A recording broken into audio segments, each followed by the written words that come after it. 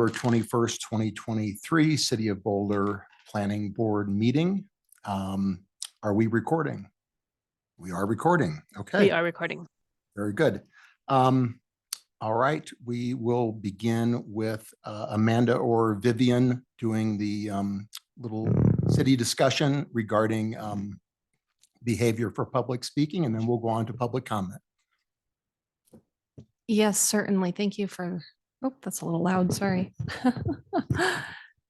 All right, I'm just gonna share I guess I can just read these from here.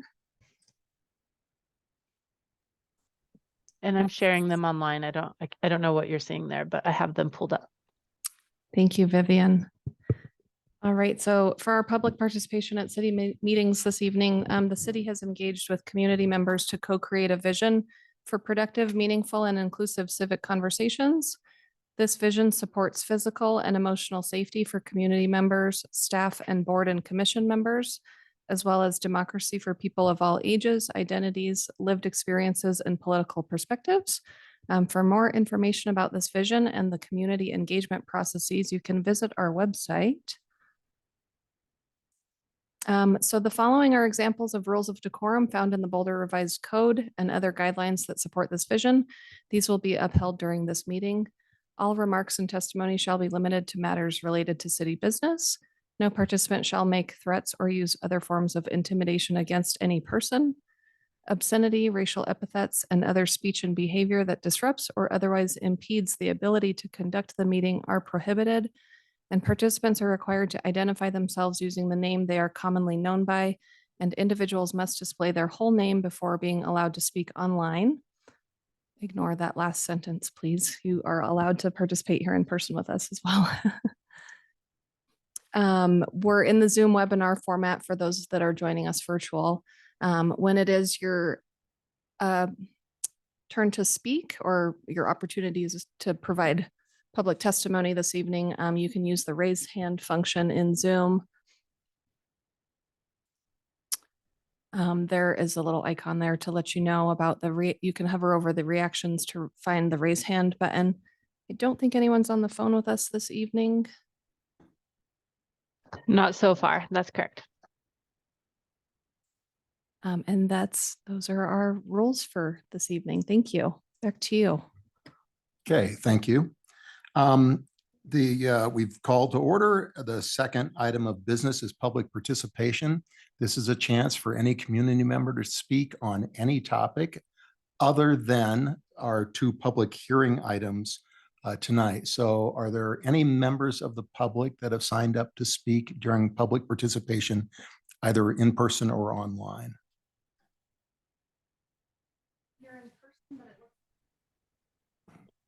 Great. Online, we have one hand raised. I'm not sure about in person. Typically, we proceed first with the in-person participants. We don't have anyone here in person, Vivian, so you can go ahead and go online. Okay, great. So Lynn Siegel has her hand raised, and Lynn, you will have 3 minutes to speak during open comment. Do you have the timer on your end, Amanda, or should I keep time? If you have a timer that you can share, that would be great. I don't have it to share, but I'll just keep it and let you know when you have 30 seconds to go. Please go ahead, Lynn.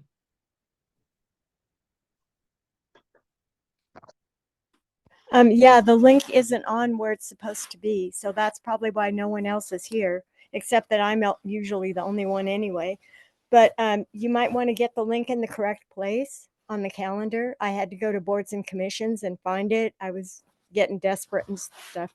Anyway, the most important issue that you have before you, believe it or not, is Israel, Palestine, and Gaza. And I'll tell you why. It's a direct relationship to the planning board, because this is all a placation of Israel with oil. And our country is going down, and it's going down fast economically. And the planning board is very concerned with the economics of how Boulder grows and how we develop. And we're going to crash if we don't do something about Gaza. And this is just, get educated on it. You know, it's 35 years that I've been studying the issue. And it takes a while to understand all of these regions, the West Bank, East Jerusalem, Golan Heights, um, and and Gaza. But this is a violation of Resolution 141 and Resolution 242, and it's a genocide, and it's just unspeakable what's happening there. Half of the kids, half of the people that have been killed are kids. And not that it matters, it happens on the Israeli side too, but it's a very disproportional fight, and it shouldn't be a fight at all because we have world laws, and they are called the Nations Security Council resolutions 141 and 242, and they've got to be faced up to, or you're not going to have anything. You're not going to be able to be subsidizing the developers like I'm always complaining about, because there aren't going to be any funds for anybody at all ever anymore. So please make some statement to the city council for us to get out of Gaza. We need to spend and end the occupation. We need to send that message to the council, and then have the council send it to the the president, to the people that are in charge of our country, if we have a country anymore. And the way things are going, it's not looking good at all. So let's change things and make it right and do right by the Palestinians, so that we can have a city to even complain Then you about. have 30 like I seconds. do with You can CU try now. to wrap it up. I've got 16 seconds. Yeah, so those are the issues that you can't do anything with something you don't have. So get out of Gaza, end the occupation now, now. Bye. Thanks. Thank you. Thank you, Lynn. We have a few other members from the public who are here with us tonight, but their hands are not raised, so I will go over to you, Chair. Okay. Thank you. That closes the public participation item. We do have a set of minutes to approve. This would be the minutes from our October 17th, 2023 meeting. Does anyone have, did anyone submit any changes or corrections, or are we ready to approve? Okay. All right. I entertain a motion to approve the minutes. I have a question. Do we need 4 to approve? Because I was not at this meeting, so I need to abstain. Good call, Kurt. Okay, Yeah, you need 4 to approve any. so meetings, a we'll quorum. just defer that to the next meeting.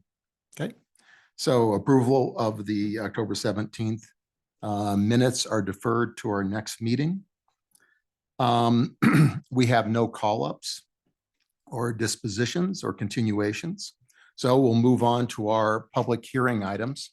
The first one, agenda item 5A, is the public hearing and consideration of a use review to allow for the, is it Jaro? Jaro? Jarrow,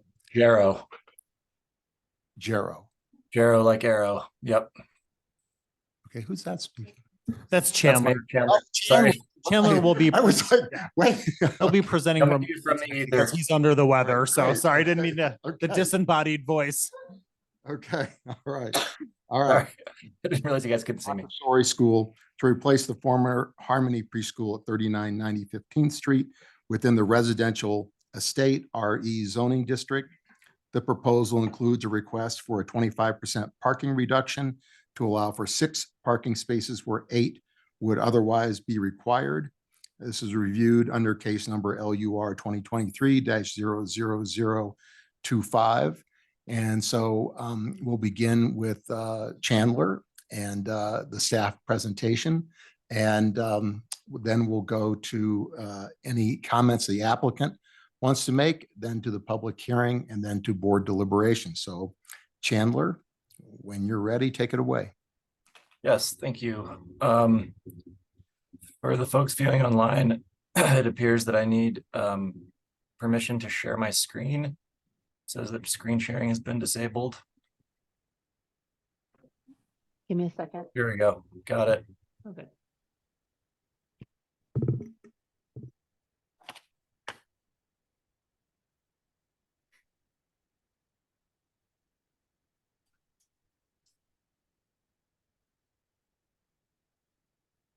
Okay.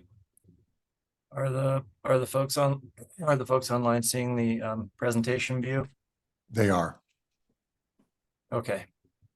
Thank you, and good evening, planning board members.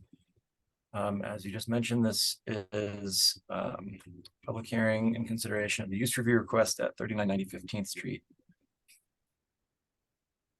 So this is, again, a public hearing and request for consideration of a use review to allow for the Jarrow Montessori Elementary School to replace the former Harmony Preschool at 3990 15th Street within the residential estate zoning district. The proposal includes a request as well for a 25% parking reduction to allow for 6 parking spaces where 8 spaces would otherwise be required.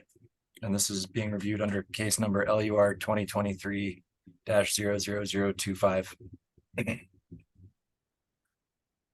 In terms of public notification, written notice was sent to property owners within 600 feet. The notice was posted on the property.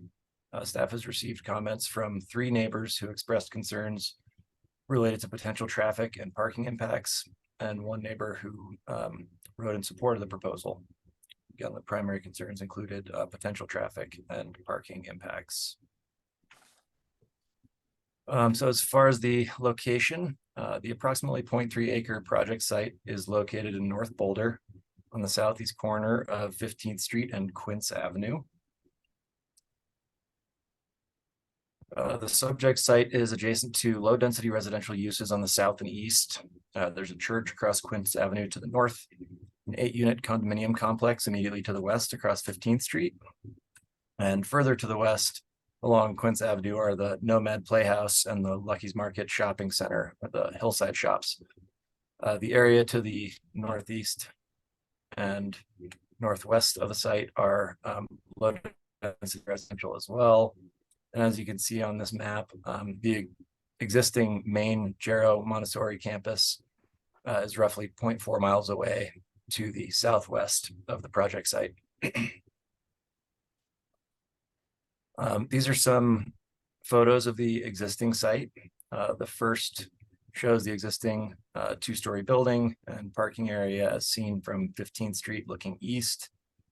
And the image on the lower right-hand corner is a view of the site from Quince Avenue looking west, and you can kind of see a little bit of the playground, which is fenced off, and a car park there, and what is proposed to be the pickup and drop-off area of Quince Avenue. So in terms of the comprehensive plan land use designation, the site is designated low density residential, or LR. It's the most prevalent land use designation in the city, covering primarily single family home neighborhoods, including historic and post World War II neighborhoods. Uses consist predominantly of single family detached units at a density of 2 to 6 dwelling units per acre. As shown above, the site is located within the residential estate zoning district. This is defined in section 952 of the land use code as single family detached residential dwelling units at low to very low densities. Private elementary school uses are allowed in the RE zone district if approved through use review. And parking for non-residential uses in this zone is required at a ratio of 1 space per 300 square feet of floor area. So the proposed project, as described above, the applicant is requesting a use review to allow the Jarrow Montessori School to operate a new private elementary school use in the former Harmony Preschool building at 3990 15th Street. No changes to the existing building are proposed, and the school would operate at the same capacity as the previous preschool use, which allowed for a maximum of 30 students. The hours of operation are proposed to be from 7:30 a.m. to 5:30 p.m. Monday through Friday. But the actual school hours of operation and the drop-off occur at between 8 and 8:30 a.m. with pickup at 3:30 p.m. As I mentioned before, they are requesting a 25% parking reduction to allow for 6 off-street parking spaces where 8 are required. So this proposal has 1 striped space, which is shown here in the site plan. Currently, there are 5 striped spaces on the lot. But it turned out that there is actually room to stripe 1 more space that meets city standards. So in terms of process, the former Harmony Preschool use was approved through special review in 1992, subsequently expanded through a use review in 1994 to allow for 30 students and 4 full-time staff members. A use review was then approved in 2001 to allow for a second-story addition to the building with no increase in the number of students, and a 38% parking reduction to allow for 5 on-site parking spaces where 8 spaces were required. Because the proposed private elementary school use is considered a change in use from the previously approved preschool use, which is now a daycare center in the land use code, a new use review is required. Because the private elementary school use is a non-residential use in a residential zone district, the use review requires review and a final decision by the planning board at a public hearing.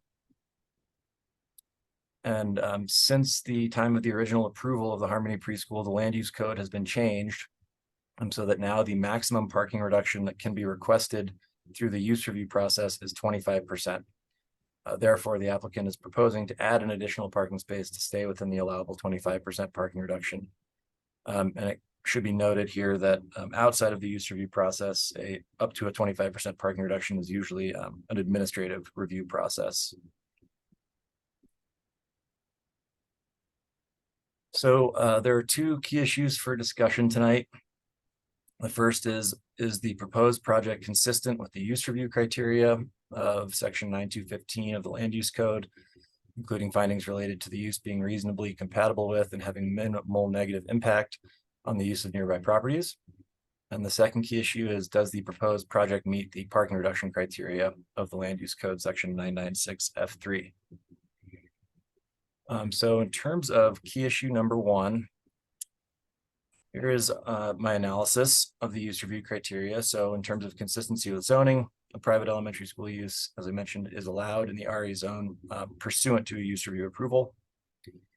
The use or the proposal would allow the existing Jarrow Montessori School, which has served the neighborhood and greater Boulder community for nearly 60 years from its main campus, which again is approximately 0.4 miles to the southeast, to provide a satellite location for elementary school students aged 6 to 12, which would thereby expand the educational opportunities for local families, and would the proposal would reduce adverse impacts to the surrounding uses, and that the proposed elementary school is anticipated to have less traffic, parking, and time of operation impacts in comparison with the previous preschool use. Therefore, we find that it does provide a direct service or convenience to and reduces adverse impacts to the surrounding uses or neighborhood. In terms of compatibility with the surrounding area, the previous preschool operated in this location for nearly 30 years.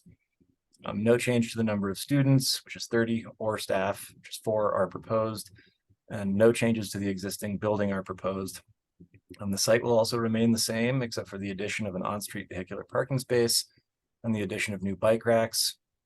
New signage will also be provided in the proposed pickup and drop-off area on the south side of Quince Avenue to improve traffic safety and prevent parking in the right-of-way.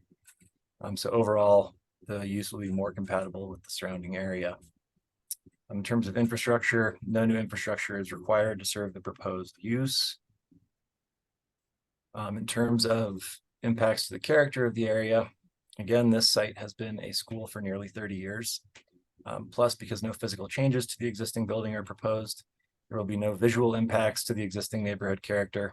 And because Jarrow Montessori has been an established part of the neighborhood fabric for nearly 60 years, the organization is well equipped to ensure that the operating characteristics of the proposed use are in keeping with the established protocols that have served the neighborhood for multiple generations. And there is no conversion of dwelling units to non-residential uses proposed. So overall, staff finds that the proposal does meet all of the applicable use review criteria. In terms of key issue number 2, which is whether it meets the parking reduction criteria. So the primary criterion that needs to be met is that they need to demonstrate that the parking needs of the use will be adequately served through on-street or off-street parking. So again, the proposal includes 6 off-street parking spaces, which is a 25% reduction, which is typically an administrative review. The previous use had 5 spaces. So the proposal is adding off-street parking and will also add a minimum of 5 bicycle parking spaces, as well as new signage in the pickup and drop-off area in Quince Avenue. Based on the applicant's written statement and parking plan, it's estimated that around 55% of the 2022 student population live within a mile of the subject site and are already routinely walking or biking to school. So that's anticipated to reduce the need for vehicular drop-off. Parking plan also includes an improved car line procedure for pickup and drop-off, which is where basically parents drive up and a staff member meets them at the pickup area, escorts the child into the building, and the parent drives away. So there's no parking required on the part of parents for pickup or drop-off. Typically 2 teachers and 1 administrator are on site each day, who may or may not need parking, but if so, it's a maximum of 3 spaces that will be used. Also, several of the students currently enrolled at Montessori have siblings that will be continuing to attend the Jarrow main campus. So in those instances, they can basically be dropped off at the main campus and then escorted to this campus by a parent or a staff member if need be, which also further reduces the amount of traffic on the site as well as parking needs for pickup and drop off. So staff finds overall that this criterion has been met. They've also provided an acceptable proposal for an alternate modes of transportation program. We find that their parking plan meets this requirement, and the conditions of approval outlined in the staff memo do require compliance with the parking plan as a condition of approval. So overall, staff finds that they do meet the parking reduction criteria as well as the use review criteria. Therefore, staff is recommending that the planning board approve the application in the form of the following motion, which I won't read, but which we can come back to if you guys agree with staff's findings. And now I'm happy to take any questions. Thank you. Thank you, Chandler. So now is the time for clarifying questions from the board. Anything for Chandler? Mel. Thank you. Hi, Chandler. So I have a couple of questions. Is the Harmony School still active? I don't know if they're active overall, but they are no longer active at this site. Oh, okay. And so I'm just curious about the concerns, the public concerns about the traffic and the parking. If that school has been in existence with the same proposed level of staff and students and 1 additional parking space. I was just trying to understand what significant, if any, change might happen with the new setup. And it sounds like the Harmony School hasn't been gone that long. Is that correct? That's correct. I think they stopped last year. And I mean, my understanding, and I'm sure the applicant would be happy to discuss this as well, but my understanding is that since it was a preschool and they didn't have a car line procedure essentially where kids were being escorted into the building, that parents were actually having to park and bring children into the building. So I think it caused some traffic and congestion issues. Whereas these kids are of an older age range, so many of them will be walking or biking, and there's also the improved car line procedure where parents no longer have to park when they're doing pickup and drop off. Great. Thank you so much. Kurt? Thanks. Just 2 quick questions. One, the 5 bicycle parking places that they're proposing, that's the requirement. Is that correct? That's the requirement, and the condition just says a minimum of, so Right. they can provide more, but that's how many they're required to provide. Okay, sounds good. And then in the staff proposed conditions, there's a condition that they add signage that says it's some MUTCD compliant sign, pick up and drop off only, no parking. Is that legally binding? Maybe this is a question. I mean, that's a good question. I mean, the requirement to provide the signage is legally binding, but I don't know that the signage that we could arrest somebody if they were parking there. Well, we can do our normal. So when we do these conditions, the applicant is agreeing as part of accepting this and using the space to follow the conditions that we've laid out. So we can enforce it as far as a condition of this approval. Right. My question was about, could a police officer come along and arrest somebody or have a car towed? Ticket, right, sorry, ticket somebody. Hopefully no for arresting. parking there, yeah. I think the normal course of action, and I don't know for sure, would more likely to be to ask the person to move along rather than ticket them. But if they aren't following the private properties guidelines on them, then that's a good question. I'd have to look into it. Okay. Yeah. Great. But I think the procedure would be to ask them to move. Okay, thank you. I have a, Laura, you said, okay. I have a follow-on question in regard to on-street parking. I find this section of North Boulder with the street cross sections, Quince is very wide, no curb and gutter. 15th Street is narrow, sometimes curb, sometimes gutter, sometimes not.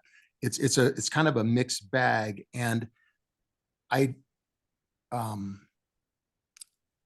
first question is maybe this is probably for Chandler, is parking allowed on both sides of 15th Street, or is it signed no parking on either side of 15th? I don't think there's on-street parking on either side of 15th. I know there is on Quince. I was there today and I should have looked, I didn't. And then on Quince, there is legal parking on both sides outside of the temporary speed calming, traffic calming devices that we have up there. But parking is allowed along the full length of Quince, I believe.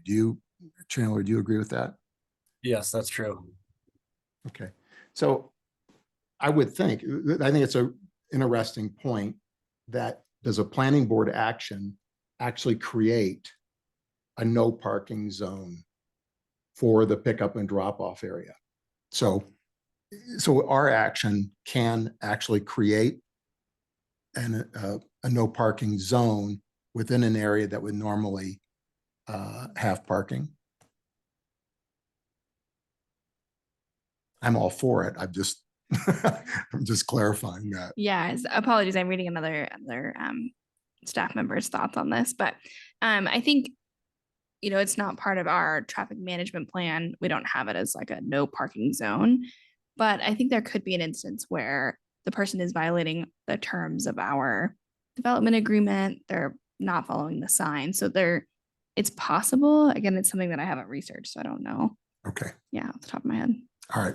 Well, we're going to assume that people won't park in the pickup and drop off area. They'll obey the signs, and the city will do what's necessary to help enforce that. Okay. Any other questions? Okay. I think now is time for the applicant. If you have a presentation or just comments, you're welcome to come up and speak to us. There is it is 15 minutes. Excuse me, or 10. 15. Thank you. Okay, my name is Harmon Zuckerman, and I'm representing the applicant. I'm a private attorney at Frascona, Joyner, Goodman, and Greenstein, South Boulder, 4750 Table Mesa Drive. It's kind of a thrill to be here, guys, because I've not ever stood at this podium in years to speak to you, and I've been on the other side of that dais. And I think the only time I've addressed planning board since going off the board in 21 was virtual. So it's neat to be in council chambers and neat to see everybody who's new. I've not served with any one of you So it's cool. I didn't know that Kurt was such a law and order guy and wanted to arrest people, but that scares me a bit about what's going to happen tonight. But I hope It's that just anti-cars, not law and order. Okay. All right. Well, we're mostly a walk and bike group. So I don't have a prepared presentation, and we don't have a PowerPoint. The reason for that is that we've been working for multiple months with Mr. Von Skak, who I really hope is going to feel better. He didn't sound well, so Chandler, hope you feel better soon. But we've been working together with city staff, not just in planning, but also in transportation engineering, right-of-way services, to make sure that we bring this project as proposed into compliance. We've had it's been long, but not really that long by any kind of reasonable standard. I think my clients wish that it had been faster, but I explained to them that this has actually gone pretty well. And we think that as conditioned, the application does meet the criteria for approval. We're willing to accept all the conditions. I would only add one thing. I saw in Chandler's presentation that most of the students' age range was 6 to 12. And the operational plan that we submitted in our resubmittal talked about 4th to 6th graders. So we're really looking at a more independent, older walk to school group of people. So that's really all I have to say, except thank you. And I want to introduce Debbie Senoff Langford, who is the principal of Jarrow. She's going to come up and talk to you a little bit about the school. And then the folks sitting behind Debbie are all parents from Jarrow. They have signed up for public comment and can take their 3 minutes each. But given that we have 15 minutes, if you would like, we can just run right through everybody and try to keep it within the 15 minutes you've allotted. We'll just follow normal procedure. You applicant can speak for as long as you like, up to the 15, and then we'll take public comment, and they can take up to 3. But if they choose to speak for 2 or whatever, that's fine too. Okay. So Thanks a lot. Yeah, and welcome to this side of the dais, Harmon. Yeah, it feels good. Nice to Yeah. see you guys. I'm a little jealous that you're getting to do this job, but I am scratching my public service itch and serving on OSBT as a trustee. So I get to sit in your seat once a month. Okay. Well, maybe we'll ask you to stay for the next thing. But anyway. Hi, Well, thank you all. welcome. Thank you, Harmon. Well, good evening, members of the board and the city staff. Thank you for having us here tonight. My name is Debbie Senoff Langford, and as Harmon said, I have the privilege of being the principal of Jarrow Montessori School. The main campus is located at 3900 Orange Court in Boulder. I want to thank you all for taking the time to consider our proposal today. I also want to offer appreciation to the staff, most especially Chandler, our case planner, for being so collegial and responsive, and for encapsulating and helping us fine-tune our application. We are fully in agreement with the staff recommendation and the proposed conditions. For those of you who are not familiar with our school, Jarrow has been located in North Boulder for 58 of its 60 years. Jarrow has served hundreds of children over the years, many of whom are now sending their children to the school. This year, we are celebrating our 60th anniversary, and we are so proud to be located in this vibrant part of the city. We hope you will approve our use review so that we can begin operating the special new classroom space for our students. Our main campus is approximately a 7-minute walk to 3990 15th Street, the satellite location, which is the subject of tonight's hearing. The main campus is surrounded by residential properties. I am pleased to say we have an excellent relationship with the surrounding neighbors and with no complaints about student behavior or loud noises. We are fortunate to be in a neighborhood setting and know that the families view us as a vital community resource. The vast majority of all our families walk or bike to school, and those who drive participate in our tried and true carpool system that moves cars along quickly so as not to block traffic. We ensure our parents follow the good neighbor rules, hence about the parking when they should just be dropping off. And we have had no complaints from neighbors as long as we've been in the area. We expect that things will be no different at this new property. Jarrow currently serves 170 children. 120 are between the ages of 18 months and age 5. approximately 50 between the ages of 1st and 6th grade. Though our main campus is 3 acres, we have reached the limit of our allowable building space to provide added support for our neurodiverse learners and to meet the specialized requirements for a toddler and early childhood population, which are regulated by strict licensing guidelines. As more and more preschools have closed post-pandemic, parents are facing a great deal of stress as there are fewer and fewer toddler and early childhood education providers in the neighborhood. And yes, Harmony did close, shut down their business when we bought the property. As a consequence, Gero did open a 3rd toddler room last year to accommodate this growing need using our last available classroom space. When Harmony Preschool closed its doors, they were keen on Gero buying the building and felt heartened that we would continue to serve children, which Harmony did for 30 years. In analyzing whether to buy the property, the board concluded that the additional space met several important needs. First, it would alleviate congestion on our main campus. Second, accommodate the expanding toddler and early childhood programs. And lastly, would establish a dedicated space for our 4th through 6th graders. Currently, we have over 150 children on our wait list, as outlined on page 16 of our proposal, between the ages of 18 months and 4 years. We unfortunately won't be able to accept many of these children and illustrates the needs for these vital services in our community. We hope that by creating a satellite location, we can fill the void left by the closure of Harmony Preschool. I want to thank you all for your time and interest in Gero, and my team and I are here to answer any questions you might have. So thank you. Great. Thanks very much. Very moving little talk. So now is the time for any questions of the applicant. Okay, ML? For the question side of your. Yes, I do have a question. And thank you. That was a great overview of your intentions. So you mentioned many times that the population, the students, because they're older, they will be walking and biking. So the question I'm wondering about, you have 5 bike spots.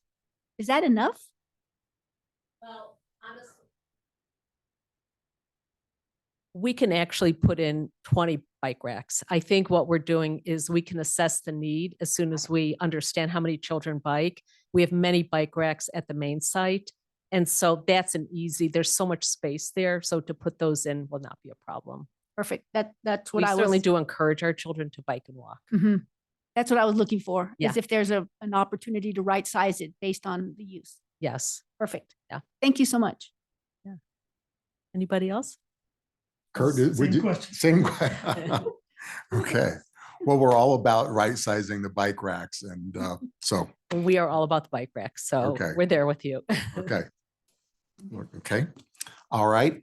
Now comes the time for the public participation, and Amanda's got some slips for me here.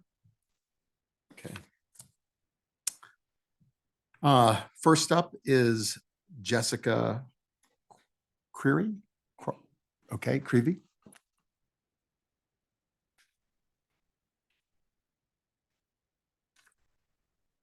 Welcome. Thank you. Good evening, members of Planning Board. I'm Jessica Creevy, 370 Auburn Street, Boulder, 80305, if it matters. I'm a proud parent of a Gero Elementary student, and in just 18 months, she will be transitioning to the new school building.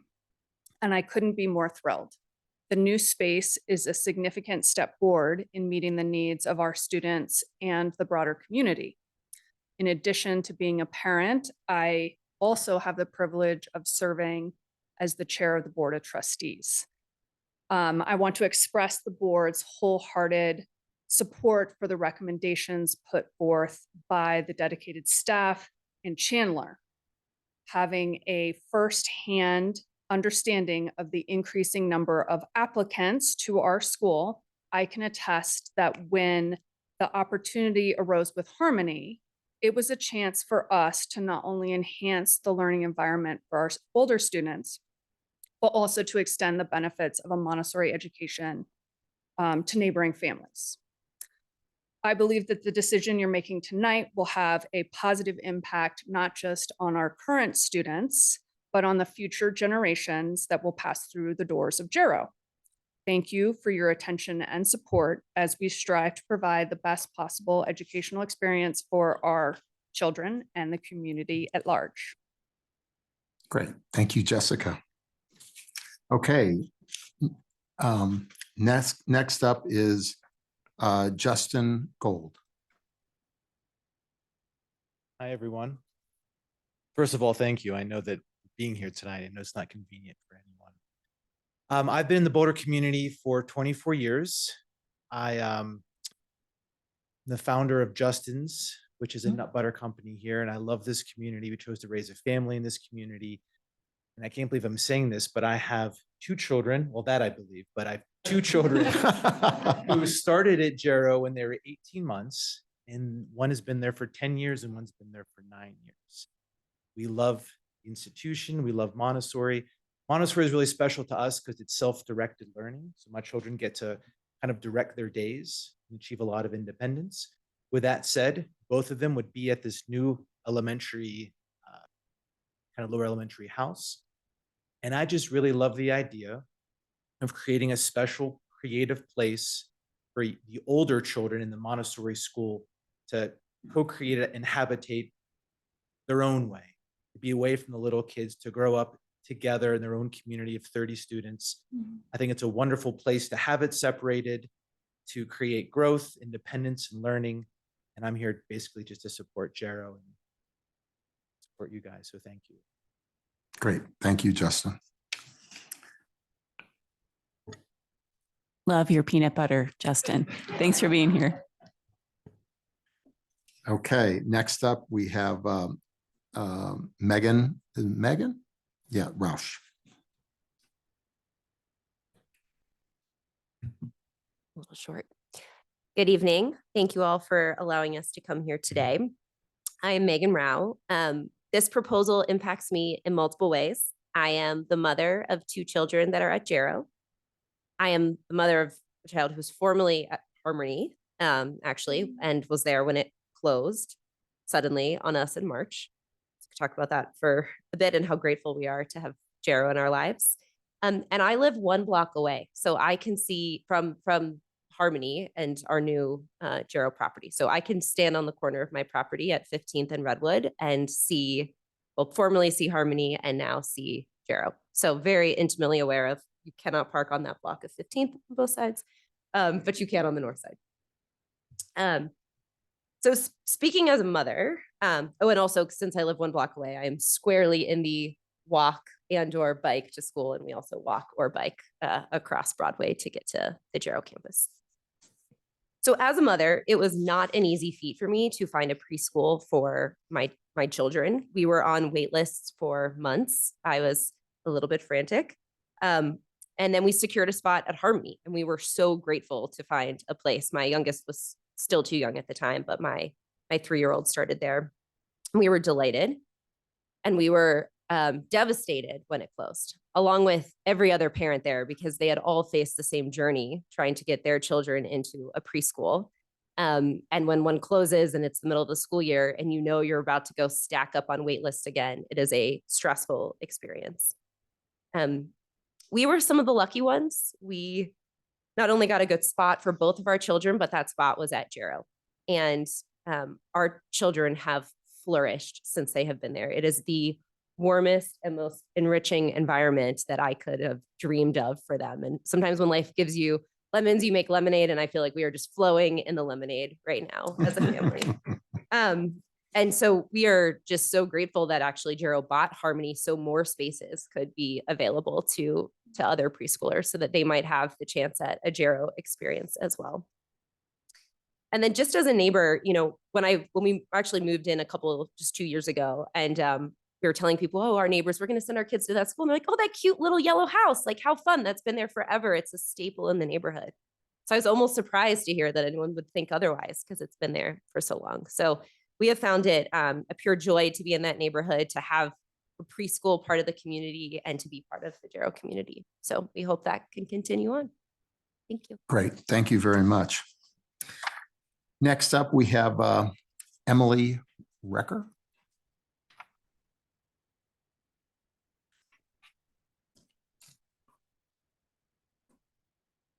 Hello, my name is Emily Recker. I have been a Jarrow parent since 2018, and I have served on the Board of Trustees since 2020. And I currently have a 4-year-old at the school. My family lives in North Boulder within a mile of Jarrow, and I'm very excited that the school had the good fortune to purchase an additional building with such close proximity to the main campus. As a parent to 2 young children, I am well aware of the need for more early childhood school options within Boulder. By making use of this additional building for the upper elementary children, Jarrow's main campus will have more flexibility to have additional space for younger classrooms and neurodivergent learners. Jarrow has been a pillar of our community for 60 years, and I look forward to supporting the school through this next chapter. So thank you for your consideration. Great, thank you, Emily. Amanda, do we have anyone online? We do. We have Holly Kim. Okay. Holly, you have 3 minutes. Please go ahead. Hi, my name is Collie Kim, and I am a Jarrow parent, a Jarrow alumni, and a member of the Board of Trustees. And I feel very grateful to have found Jarrow and got to attend there myself and have great memories of the upper elementary program. And I hope to be able to send our son there and our daughter eventually. And I think that this building, this new additional building, would be a wonderful opportunity for the older elementary students to have a little bit more freedom from the main campus. And it would also allow for some additional space for those toddler and preschool classrooms that are so needed. We have a toddler that will be starting next year, and I know those spaces are really hard to come by. So we're very proud of the community that we're a part of, and we really hope that this can move forward so that we can send our children to the upper elementary program at the new campus. Thank you. Thank you, Thanks. Colin. Yeah, thank you for joining us online. There are no other hands raised, Chair. So back over to you. Okay, thank you very much. Now, so we'll close the public comment period and we'll move to board deliberations and eventually a motion. So any follow-up questions that didn't get answered, or we can start deliberating? Okay, all right. So given the seeming agreement on this, do we want to move to a motion and then have any discussion once we have a motion on the table? Is anyone gonna? Okay, Laura. I am very happy to move to approve use review number LUR 2023-00025, incorporating the staff memorandum, including its attachments as findings of fact and subject to the recommended conditions of approval. I will second that. We have a motion and a second. And would you like to speak to your motion? I'll just say that I thought Chandler and the staff memo did a really great job outlining why this project meets all of the conditions of approval. I had no concerns whatsoever, and this seems like a wonderful reuse of an existing space that will actually reduce impacts upon the community, whatever impacts there might have been from traffic and parking, and provide an extremely needed service with moving some of the older students to this campus where they can have their own community, as was described by one of our commenters, and making space on the main campus for other urgent community needs, including filling the gaps that were left when Harmony closed. So I thank all the public commenters for helping us understand the import of this. And I thank staff for their memo. And I was convinced that this project meets all of our criteria, dots all the I's, crosses all the T's, and I'm happy to support it. Great, thanks, Laura. ML, you seconded? I did. I do. Yes, I think it is. I just love it when we get to see a project come before us that gives so much back to the community. So thank you for leaping on this location and making it work. And it's like so many things are conspiring to make it a success. I'm thrilled for you all, and I'm very happy to support.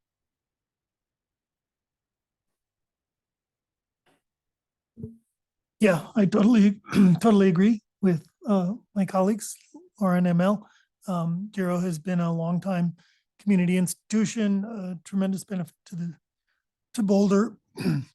And I certainly, we hear all the time about the desperate need for additional preschool spots in the community and more broadly. And so I think it's incredibly important that we be able to provide those. So I'm grateful to be able to support this proposal.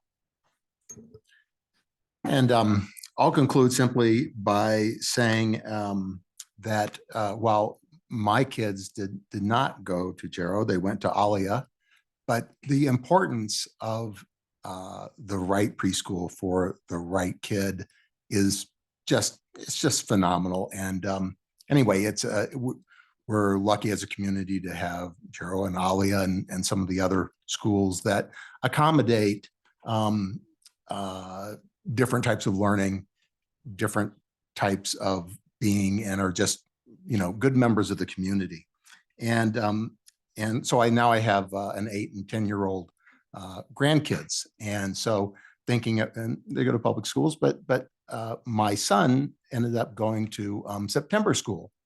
Not so much from neurodivergency, but just did not like Boulder High. But the idea of schools that accommodate different styles of learning and different learners, and to take the 10 and the 4th through 6th graders and give them their space. And as I toured the building today, I opened the gate and peeked in and looked around and stuff.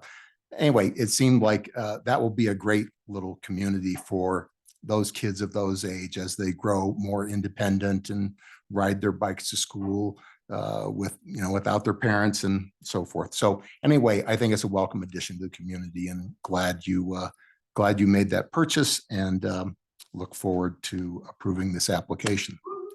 So, Can I make one more comment? yeah.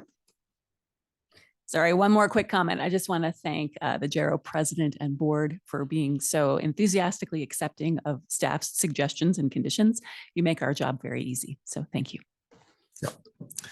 Okay, we'll take a vote, and this is a roll call vote, I believe. Okay. Is it? Yeah. Okay. All right. Kurt? Yes. Oh, wait, I'm sorry. We need to read the motion. Sorry. Read the motion again. Actually, Laura. I think you do as chair. Okay, all right. Okay, thank you. All right, so we are about to vote on a motion to approve use review number LUR 2023-0-00025, incorporating the staff memorandum, including its attachments as finding of fact and subject to all the recommended conditions of approval. Okay, now we can vote. Yes. ML. Yes. Laura. Yes. And I'm a yes too. Congratulations. Thank you very much. I think that we were really moved by your personal comments. I could see it. And so we felt that, and we appreciate it. Thank you. Okay, we're at 7. Do we want to take a quick 5-minute break or just ready to go? Because I don't think this next item is going to be super long either. Take 5. Okay, we are going to take 5. Amanda, is that okay? Okay. Okay. Yeah, sure. Yeah. Yeah. Yeah. Oh, it looks good. Yes. Congratulations. Thank you. Have fun. Hey, Harmon. Yeah. Good to see you. Yeah, okay. Oh, like I'm looking great. I had I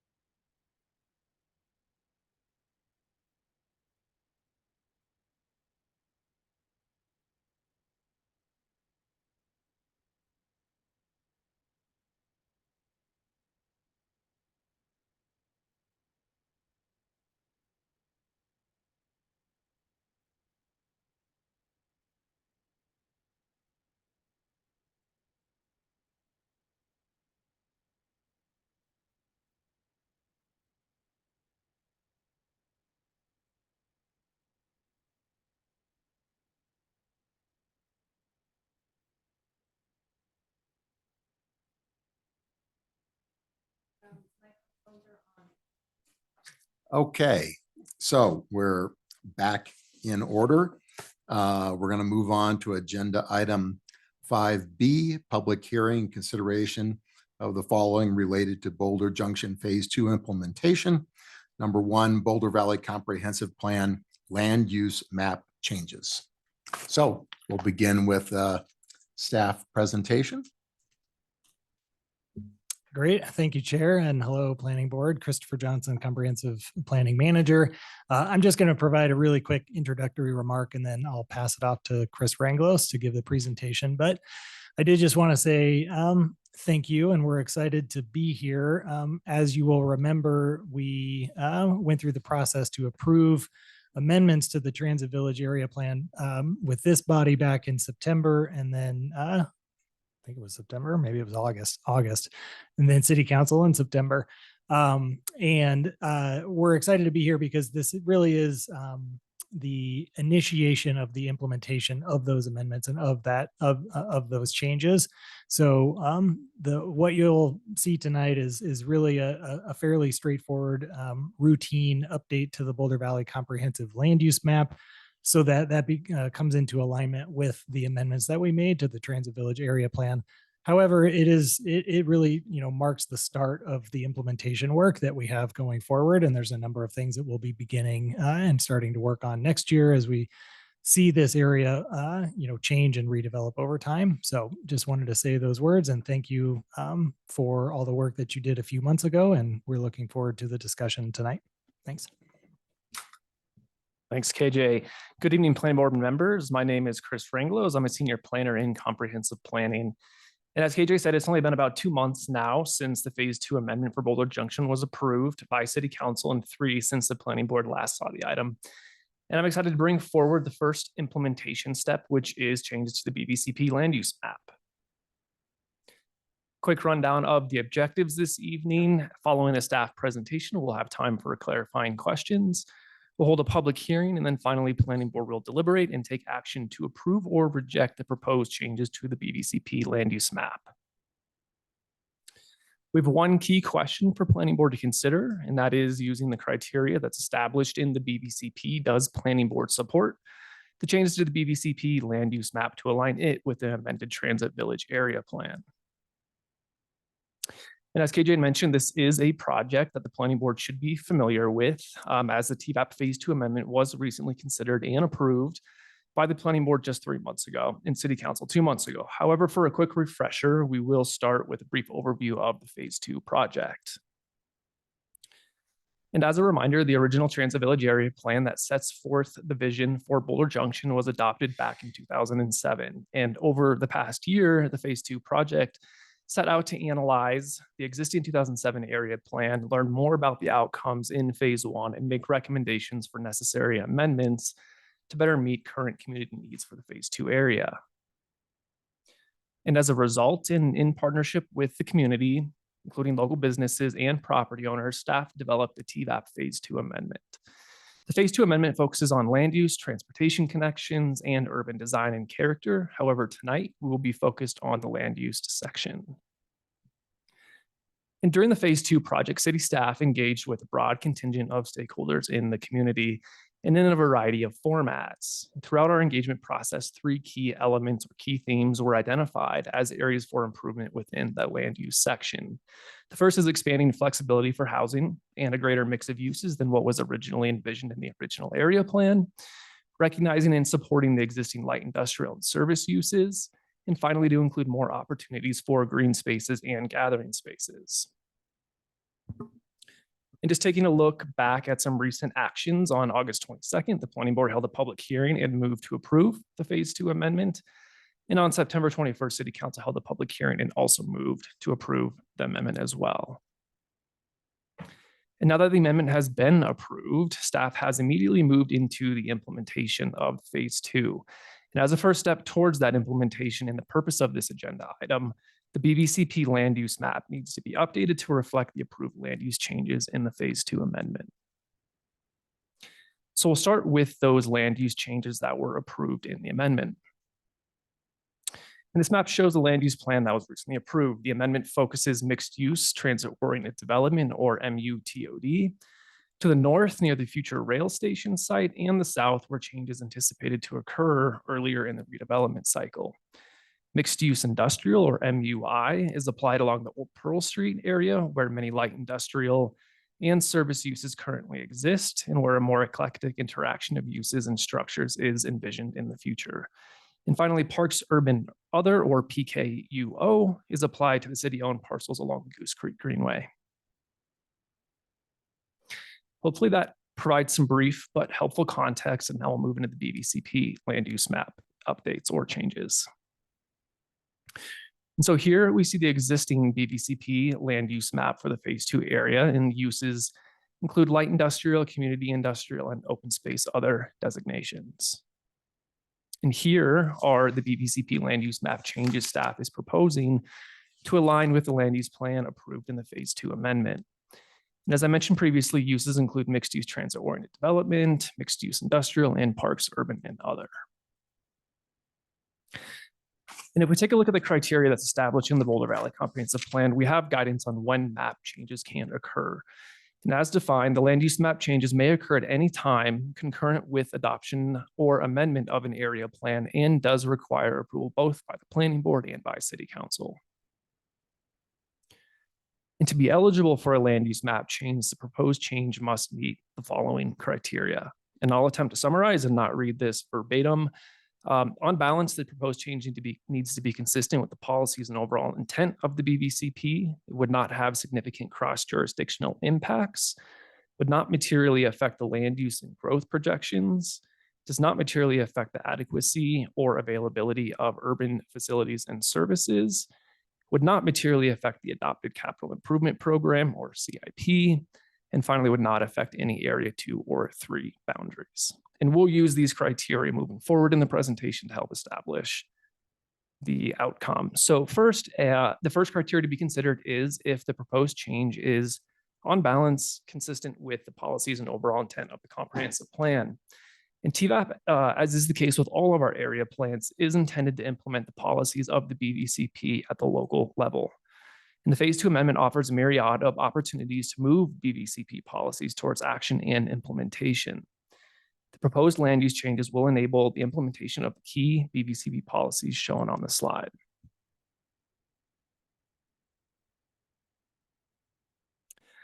The second criteria is the proposed change would not have significant cross-jurisdictional impacts, and city staff has coordinated planning efforts with outside agencies.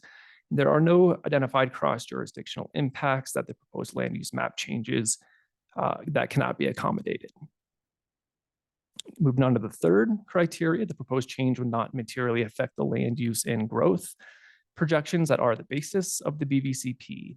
And the phase 2 amendment does include changes to the previously assumed land uses and does result in an increase in housing units and population that is greater than the 2015 BVCP projections.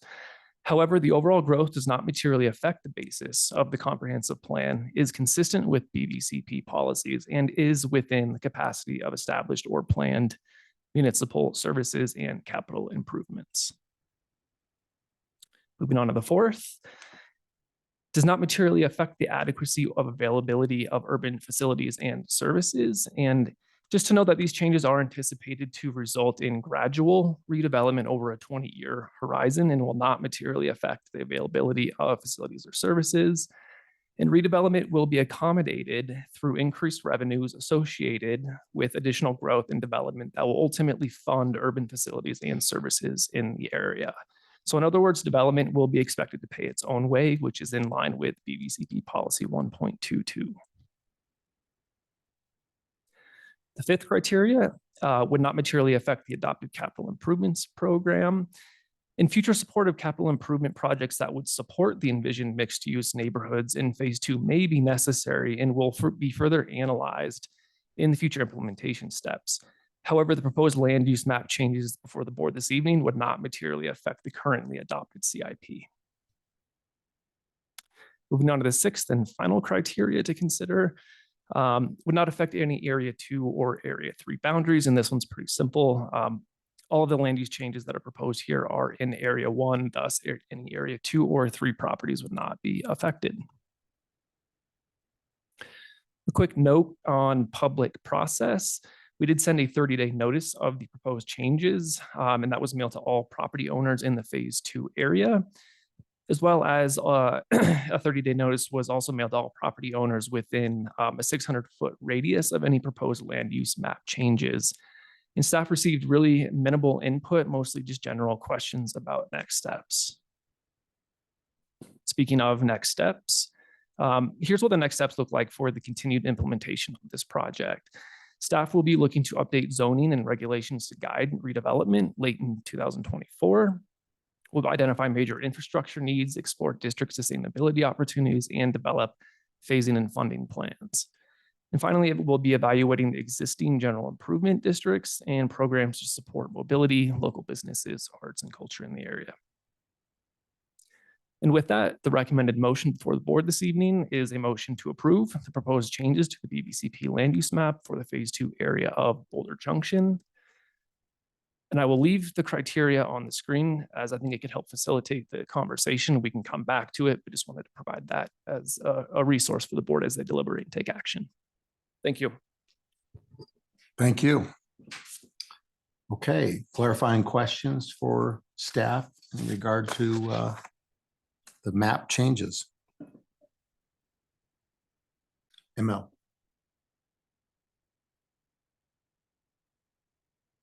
Thank you for that presentation.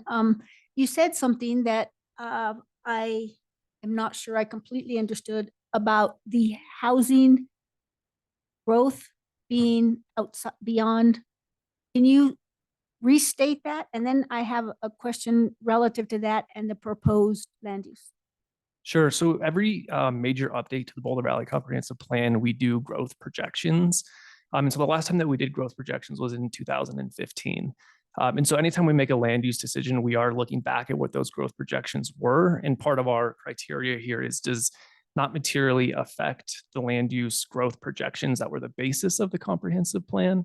And with this, what we see here is that it does not materially affect the land use growth projections.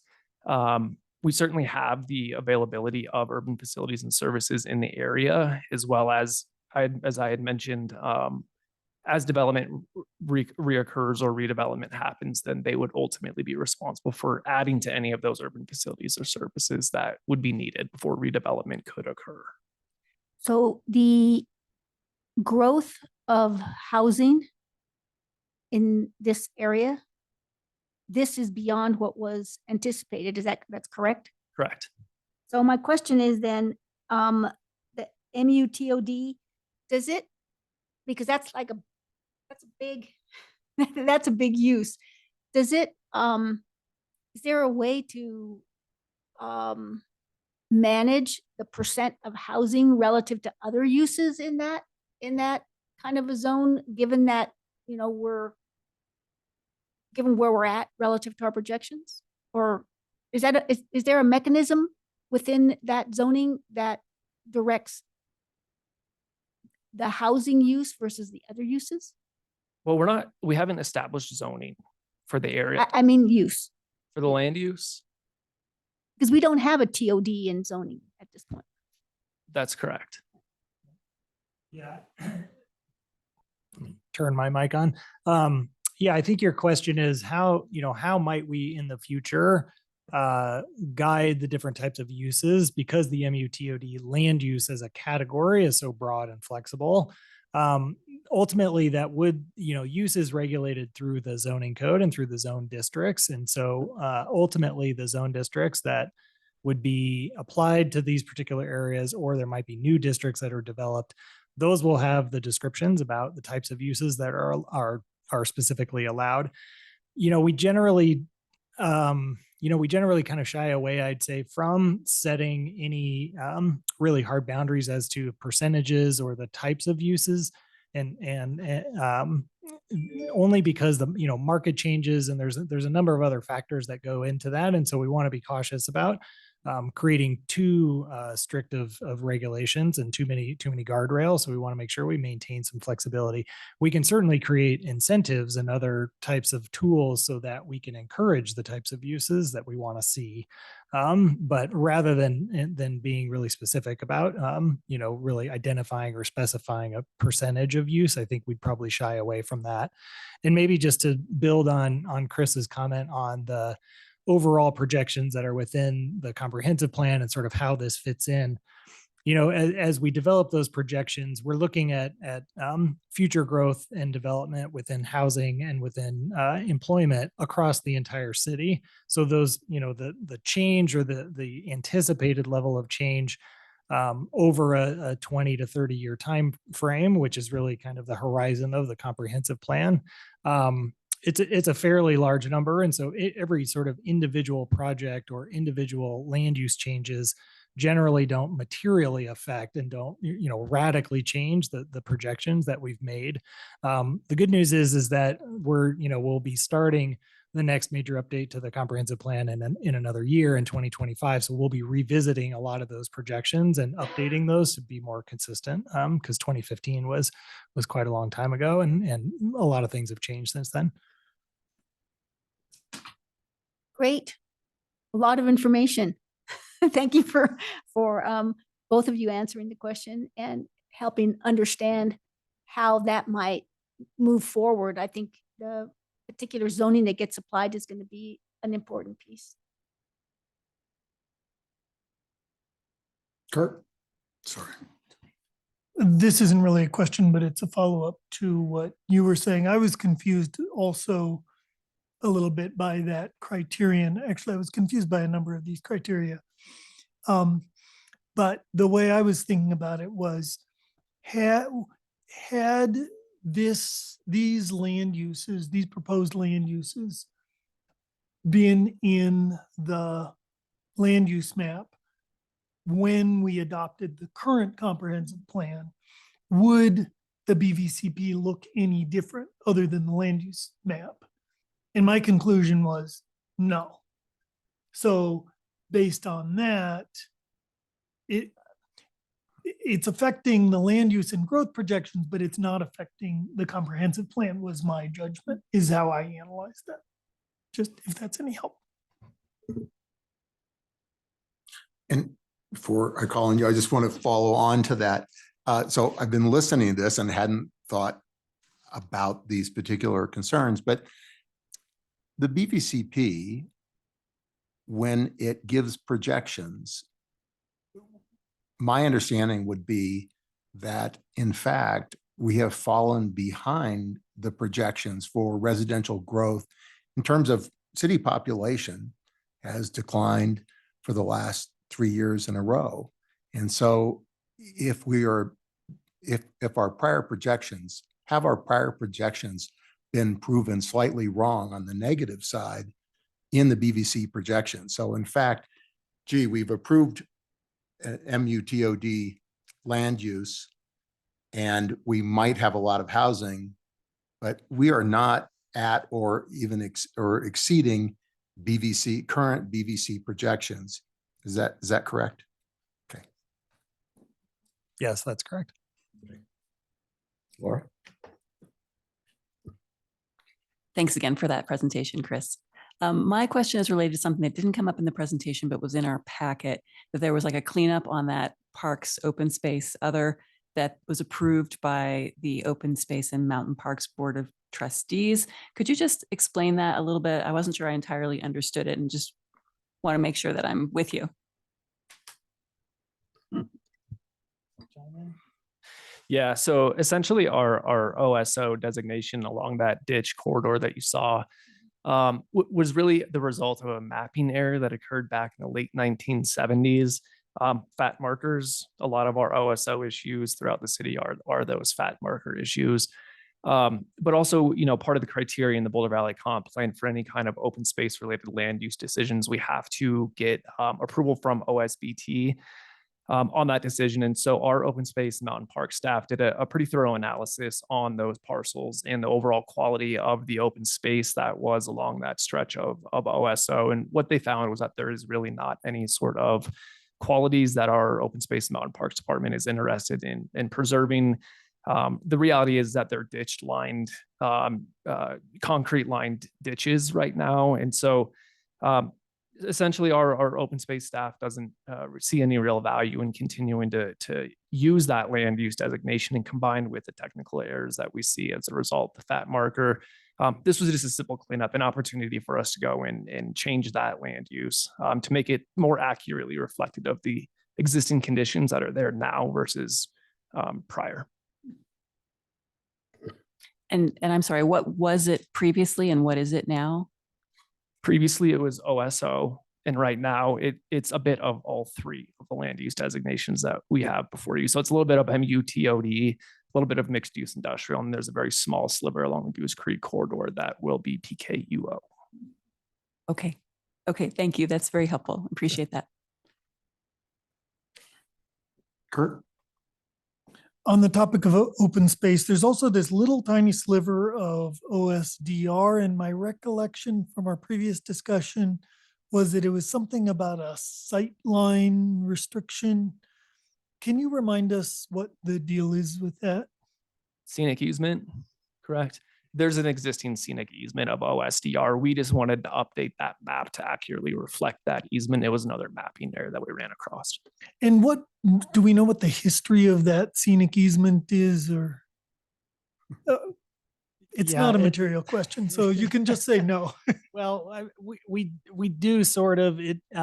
We went back and forth with our open space staff about that and tried to dig into the history and worked with the real estate staff over there and OSMP. And from what we can tell, we think it was actually part of when the Foothills Parkway and Pearl Parkway interchange was developed. There had, I believe, previously been a scenic easement in that area. And as part of that reconstruction, really reconfiguration of that whole interchange, that was moved onto that parcel of land. So as you're coming down off of the interchange, there is intended to be a scenic view corridor down Pearl Parkway, but whether or not it serves its purpose very well, I think that's hard to say. But it does exist, and it was certainly a requested change and cleanup item that Open Space wanted to maintain for now. Thank you. Okay, all right, I have one last one. And I try to never miss an opportunity to discuss our greenways and the kind of mixed bag of authorities that control them and so forth. So in this particular case, that's Goose Creek Greenway that runs through there, and we're changing the designation to PKUO is on the land use map. Does the land use map change affect who is responsible for and manages that, what I consider to be a quite important, both recreational commuting, it's a Boulder zone for its greenways. That's an important one. And so does the land use map change affect under whose control that is managed? And can you tell me who that would be? Yeah, the land use map change will not change the current maintenance regime and oversight of the greenways. We fully recognize that there is a number of different overlays of who's responsible for what. It is an area of current discussion between different departments of trying to work out a better system to be able to manage those more effectively. We on the planning and development services side are starting to actually explore some of our wetland regulations and the relationship of those within greenways. And so as part of some of that kind of internal policy review, we intend to have, some of those questions or have some of those conversations next year to begin to try to untangle that a little bit. But as far as the land use map change goes, there would be no change to the current regime as it stands today. Okay, thank you. Okay, any more final questions? Okay, we'll move on to the public hearing. And I don't see anyone here in the room. And Laura is sharing her screen with me here, and I see one participant online. Correct. This would be the time for the public to raise their hand if they wish to speak for this item.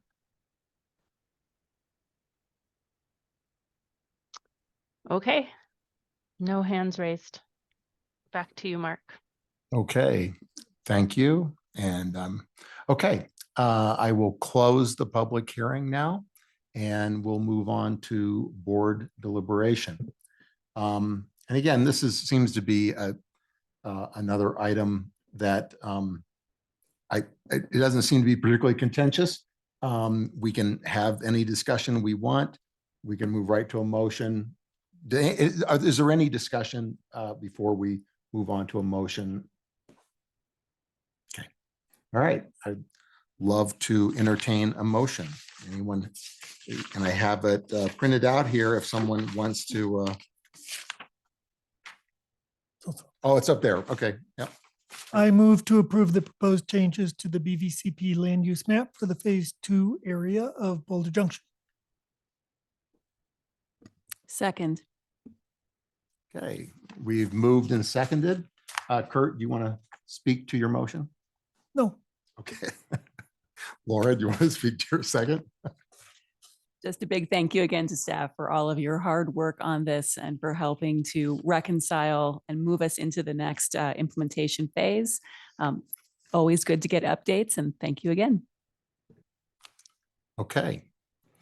That ends our deliberation, and we'll now take a vote.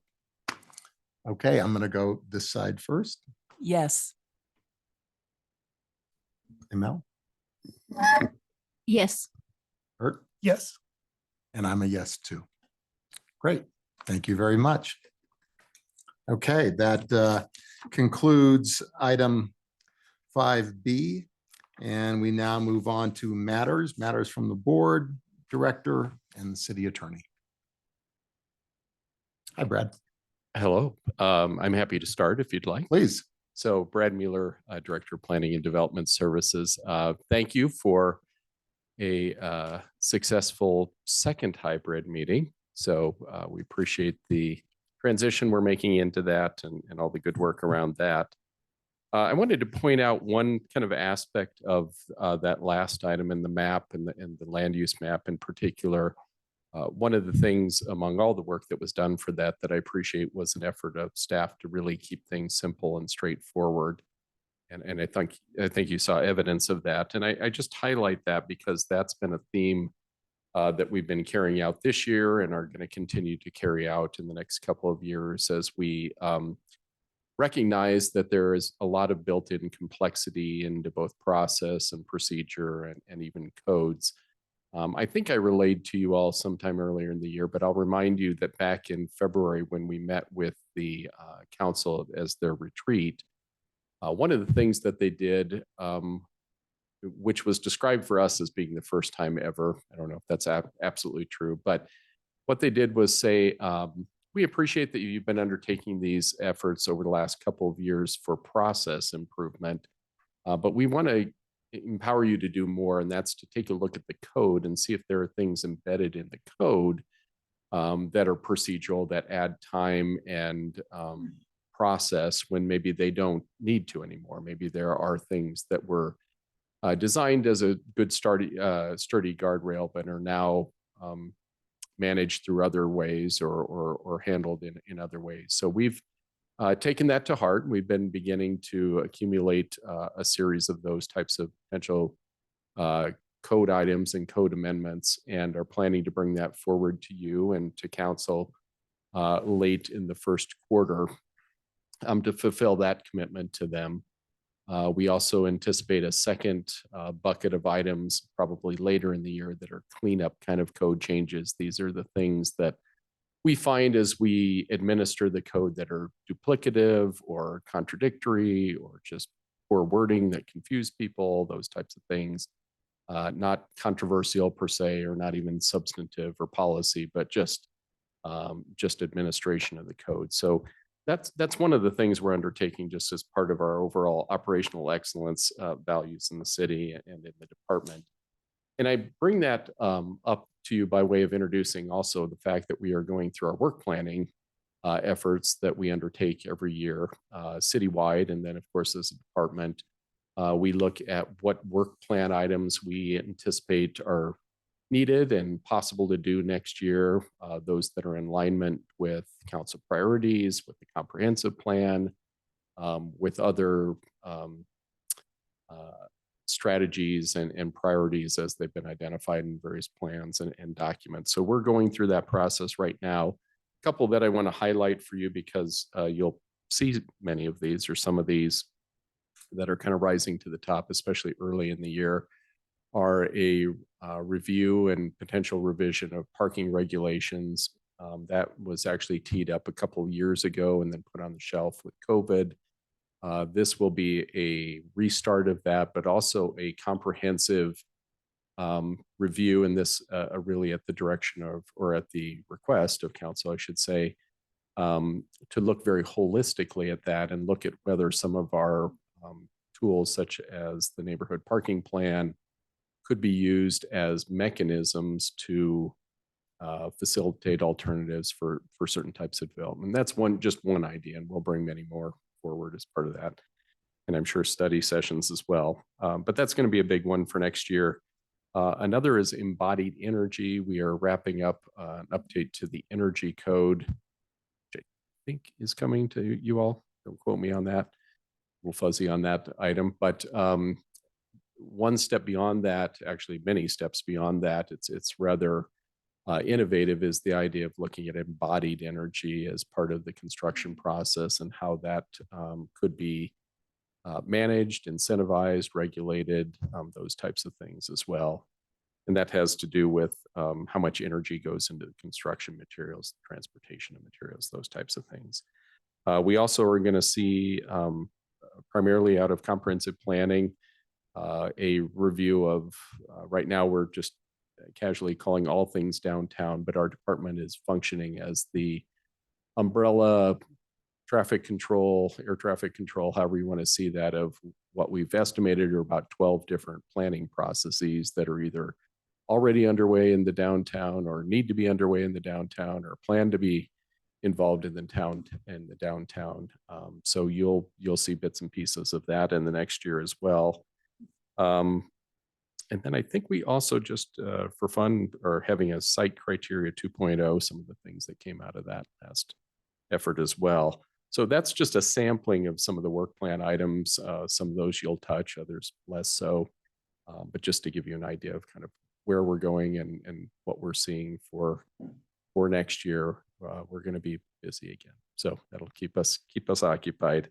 One fun thing that's hanging out there too, that's going to be taking a fair amount of our time and already is monitoring and reacting and providing input where it's asked regarding state law, land use, potential legislation. As you know, that all kind of came up last session and ultimately didn't pass in the big, large package that was envisioned, but we know that there'll be multiple smaller packages proposed and worked through the state. So we hope to maintain a seat at that table to try to influence that in a positive way that aligns with Boulder's values.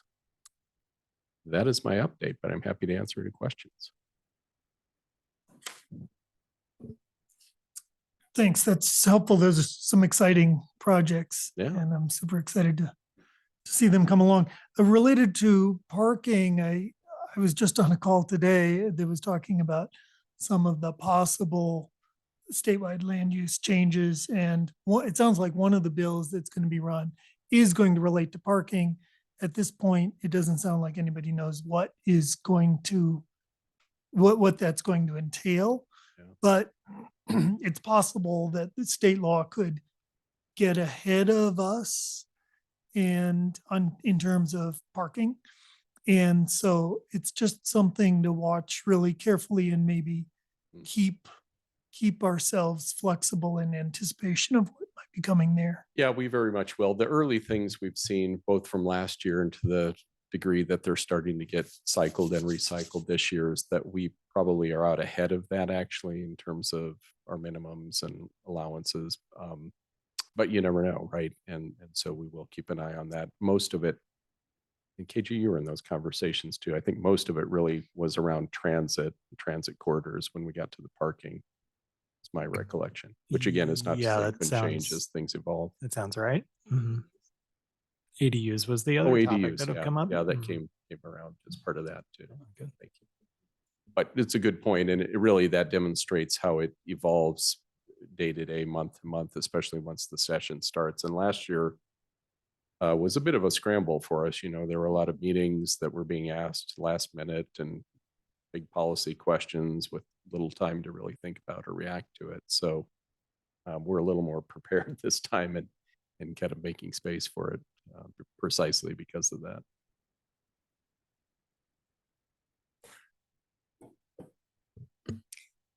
You have my thanks too for that update, Brad. That's all very exciting stuff. Looking forward to seeing it all come through, as Kurt said. I have a question about the work plan in terms of just in the past, as I understand it, they did not do it last year, but council has requested a letter of input from the different boards and commissions about what we might suggest for work plan items. And my impression is that that process has gotten quite overwhelming, that you have, 9 council members that all have items that they might want to see in the work plan. And then you have, I don't know how many tens of boards and commissions that also provide suggestions. So my question is there any rumor or thought or inkling of having us provide a letter of recommendation this year, or is that not something that is anticipated? Yeah, well, there's always rumors, right? Can you contribute to those rumors tonight, Brad?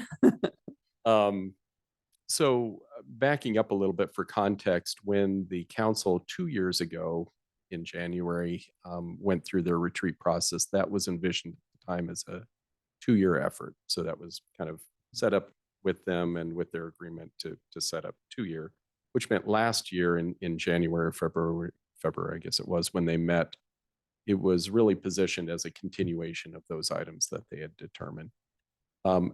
This year will obviously be at the start of any 2-year cycle if that is maintained. And it's really an open question with the number of new board or council members that are coming on that, and this is not rumor, it's fact that we just don't know, because that's a conversation that's going to be teed up with the new incoming council members and the existing council members.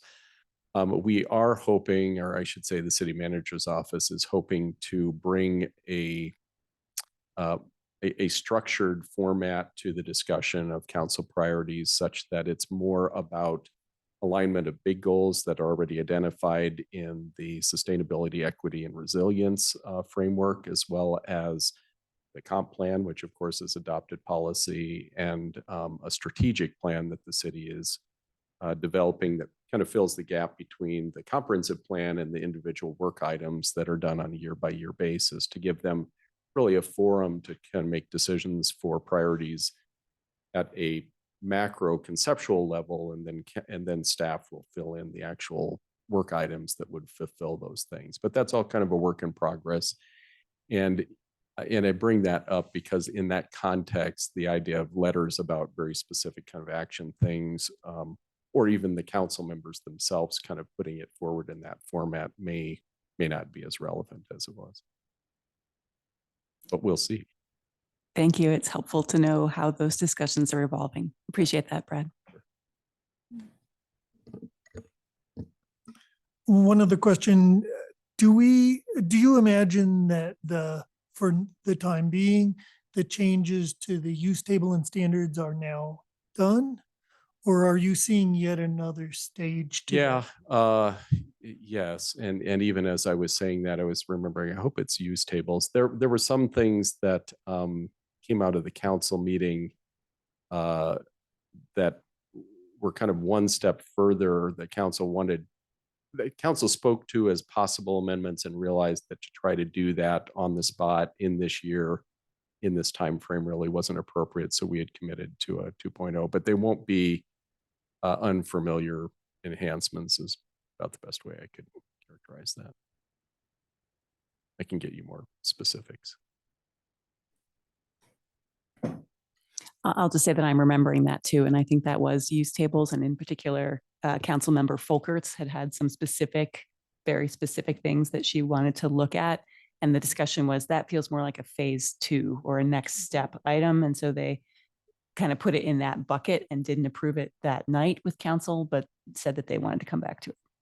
Okay, with what she was proposing, wasn't that zoning for affordable housing? Oh, maybe it was. And Okay. That's why I realized like there was something in the back of my head telling me I was saying the wrong thing. So it was zoning for affordability. Okay. That's what you'll see. Is You're right. 2.0. Thanks for that correction. Okay. So use tables Yeah, maybe use done, tables. at least for now. Yeah, thanks.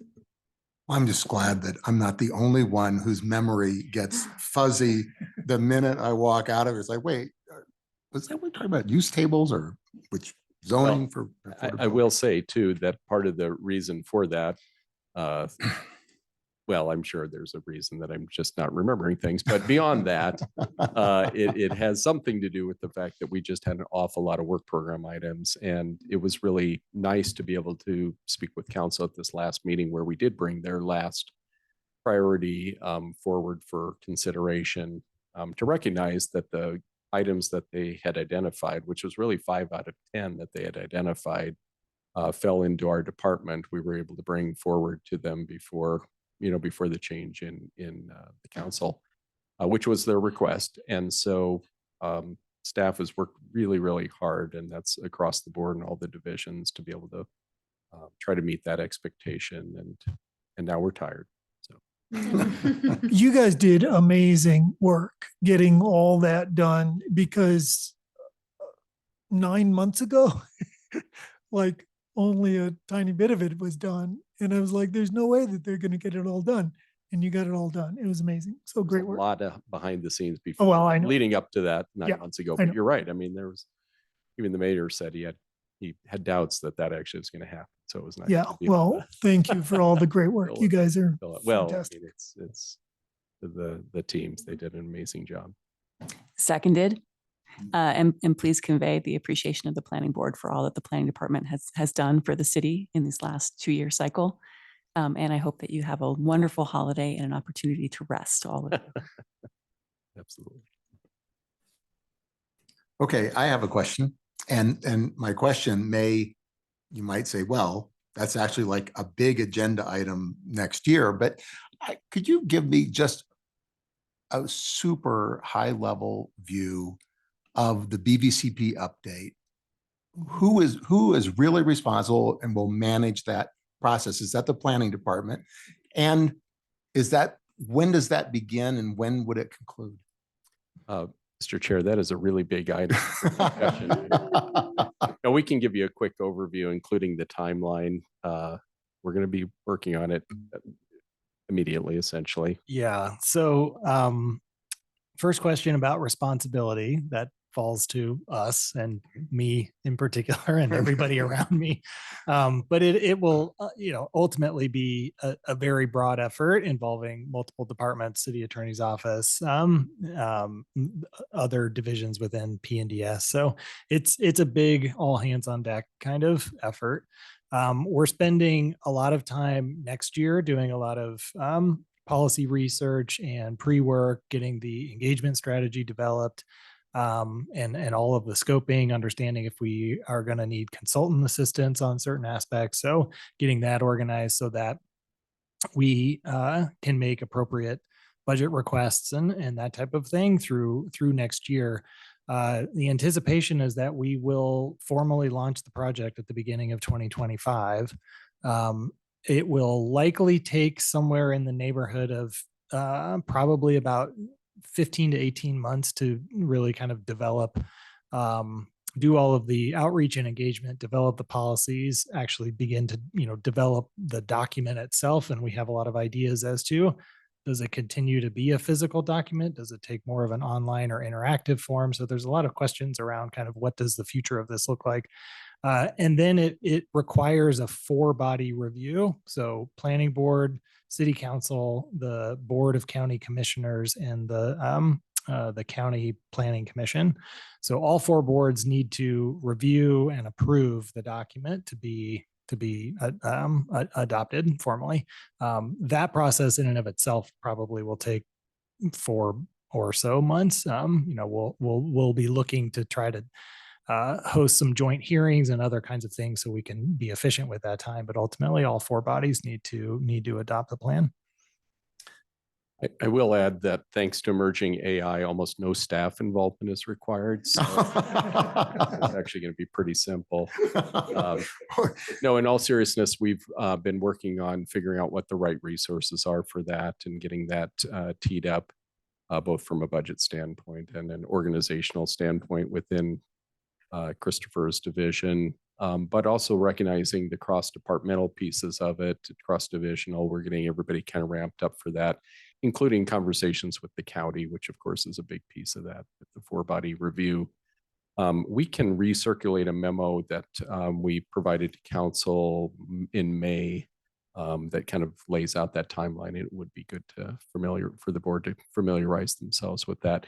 Next year, as KJ alluded to, is going to be a lot of behind the scenes work, but we'll, I imagine, be bringing the board along for some of those key elements so that when we do the outward facing parts in 2025, you're armed and ready for, that information. So can we recirculate that memo? Yeah, we can send the memo around. And I would anticipate that towards the end of next year, Q3, Q4, we'll have some study sessions with you and with council to bring you up to speed on, what more specifically what the schedule is, what the engagement strategy looks like, all of that.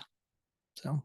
Okay, as a follow-on question, again, feel free to say that's too big for the time right now. The 4-body review, as someone who was on the outside for a long time and would follow this, I thought, oh, this is this joint effort between the city and the county. But yet, as I sit here tonight, I have yet to encounter that I can remember anything where we have been involved in something that wasn't just strictly within the confines of the city. And we use the BVCP as a guiding document for processes, for approvals, denials, whatever, within the city. So, and the county seems to do much of their own thing. Anyway, is it a question? Should we have a 4-body approval? And should it just be a city document like so many? We don't seek county approval for the transportation master plan. They might provide feedback, but we don't hold it up for them to approve. So I'm not dissing the county, but no, I appreciate the question. And I think that's probably a good thing for us to anticipate as part of our public conversation about this. My response to that is that from a regulatory standpoint, which is really what you're doing through quasi-judicial decision-making, it is absolutely appropriate and actually only legal that we be contemplating things within city limits and the county and unincorporated limits. That is not to say, though, that the comprehensive plan beyond its initiation and update every time doesn't transcend the 2 departments, or the 2 jurisdictions rather. So we get referrals, for example, from the county, and they make comment about things that are on the city fringe and vice versa. We also just do practical coordination operations and such. But the most important thing in my mind is that the Valley, I would submit, all jurisdictions have concluded that there is a community of interest that transcends any one jurisdiction. And I would submit, for example, it's very much in the city's interest and aligned with its values to make sure that, 500 feet beyond the city limits, there's not a standalone urban village created with urban services paid for with the metropolitan district and, built completely as if it were the city, but happens to be literally just next door outside of its jurisdiction. There are places, and I could give you a dozen examples of where that happens all the time up and down the Front Range and throughout the country. So I think part of the legacy, which will be a 50-year legacy if it gets adopted in the year we anticipate, of the Joint Comprehensive Plan is its ability to transcend what I would characterize as kind of parochial interests and really look beyond any one jurisdictional's interest to embody joint values such as maintaining community separators, directing urban development to urban centers, preserving special places as designated often through open space. And those are the things that really are the outcome of the joint comprehensive plan, not joint decision-making on individual items within jurisdictional boundaries. That's a great answer. Thank you. Did somebody record that for a future open space? Amanda's doing it. Train an AI Be on able to that. do that again. Yeah. One other question on the BVCP update. This will be an update where, at least in theory, everything is on the table, right? There's nothing. Yeah, I mean, there will it's a be full political one, limits, but not a interim update is my understanding. I Right. frankly don't quite understand the distinction, but yeah, it's a full on. Yep. And it turns out that citizens, once invited to a conversation, don't really make that distinction anyway. So we will be hearing all voices and all opinions. But yeah, and by design, this is, I don't know, what do we call that? Full major update as opposed to a minor update. Minor. There you go. thank you. Okay. I think that's it. Okay. As chair, I always think we should have a motion to adjourn. Yeah. So moved. Okay. Second. Okay. By acclamation. I'll third it. Okay. All right. Then without any objection from staff, then we are adjourned. Thanks, everybody.